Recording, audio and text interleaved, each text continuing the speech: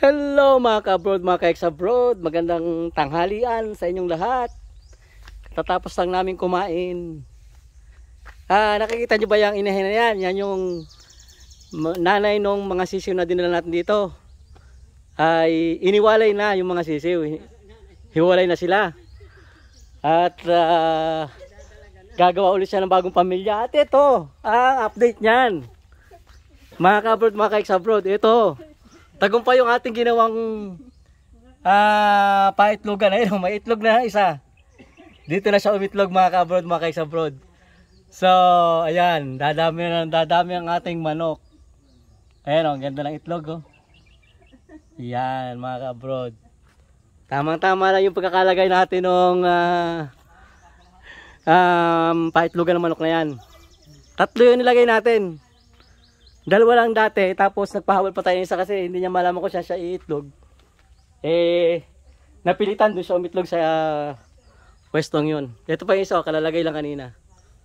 Itong isang paitlogan na to. Ayan. So, ayos mga ka-abroad, mga ka-ex-abroad. Lagang may chance na makapagparami tayo dito ng manok. Siguro itlog to mahigit 10.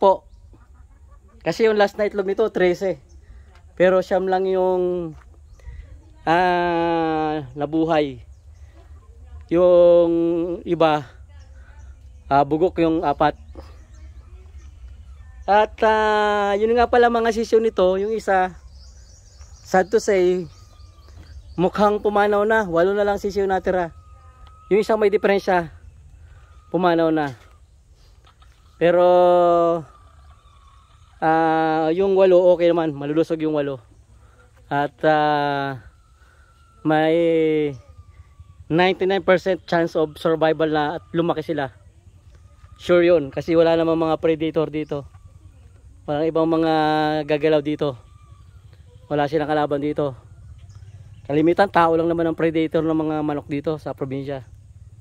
So dito malayo tayo sa kapitbahay. Yung mga kapitbahay naman natin dito mababait naman. Assuming na mababait sila lahat. At sinisigurado natin na wala makikialam sa mga manok natin. At vice versa, hindi rin tayo nakikialam sa mga manok na pumupunta dito, yung mga manok ng kapitbahay. Kahit paano kagaganda yan, kahit paano kalalaki yan, kahit mga sisiw pa yan, hindi tayo nakikialam. So, in-expect natin na ganun din ang gagawin nila. Hindi rin nila tayo pakikialaman dito sa ating mga manok. Yun naman yung mutual understanding na nangyayari dito sa probinsya. Huwag kang gagalaw ng manok ng kapitbahay para hindi rin pakialaman yung mga manok mo in return, di ba? Dito nga pala yung mga tanim naming kalabasa. Ayan. Medyo gumaganda na mga kabod, mga ka-ex-abroad, oh. Lalagyan namin ito ng balag para umakyat siya dyan. Umakyat yung ating mga kalabasa dyan. At maganda siguro tingnan kung mga nakabitin yung mga dyan, mga bunga dyan. Kasi dati nakikita kong kalabasa, puro yung pagapang lang. Hindi mo basta-basta makikita ang bunga niya. Yung nakagapang lang sa lupa. Lalo na kung madamo yung pinagagapangan, hindi mo makikita kung may bunga o wala. Pero ito, sigurado kita-kita mo kapag may bunga ito, nakalawit ito. Sure yun mga ka-abroad, mga ka-ex-abroad. So maganda. At i-update ko kayo kapag mayroon na tayong mga bunga na makikita dito sa ating kalabasahan na ito. Ayan. Yun ang mga ating gagawing uling. Ito hindi naman bawal to, legal to. Kasi ito yung mga galing sa bakuran natin na mga sobra-sobrang poste na hindi pwedeng ibakod. Ito mga matutuwid na ito, ibabakod natin. Ibabakod natin ito doon. Doon sa mga barbed wire natin na wala nang mga poste.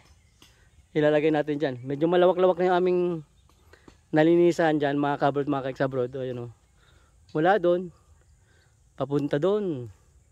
Nilinisan namin yan. And yung mga poste, tinanggalan natin para maliwanag para maaliwalas tingnan nyo ang ating lote.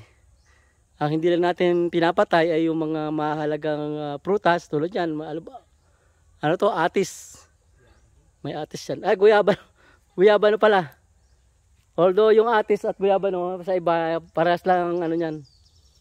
Parehas lang ang pagkakaalam nila. Pero yung atis, ibang klase yung custard apple yon. Yung atis. Ito naman, guyabano. Ayan.